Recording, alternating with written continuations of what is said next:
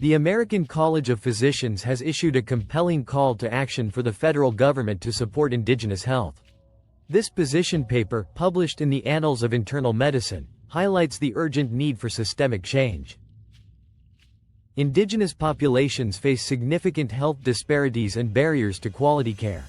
Despite a long-standing federal trust responsibility, equitable health services remain out of reach for many.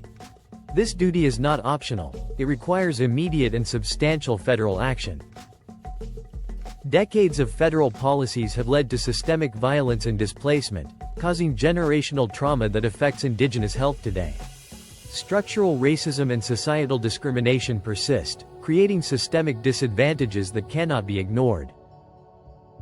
Indigenous communities experience chronic disease rates twice the national average and suicide rates 3.5 times higher. Chronic underfunding of health services leaves critical care needs unmet, deepening these disparities.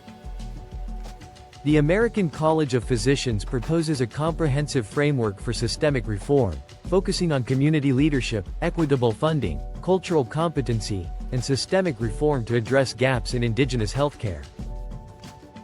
Key recommendations include increased federal funding for health services, promoting health and wellness programs, and community-centered approaches to health program design and delivery, ensuring indigenous voices are heard. Health disparities are rooted in entrenched social conditions like poverty and housing instability. Policymakers must collaborate with indigenous leaders to design culturally appropriate interventions that address these root causes. Addressing high rates of violence requires community-driven safety solutions and integrated behavioral health care.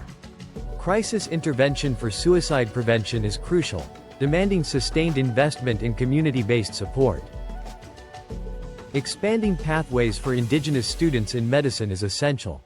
Increasing enrollment, funding scholarships, and enhancing cultural training are vital steps to ensure representation in the healthcare workforce. Equitable health care for indigenous communities is a fundamental human right.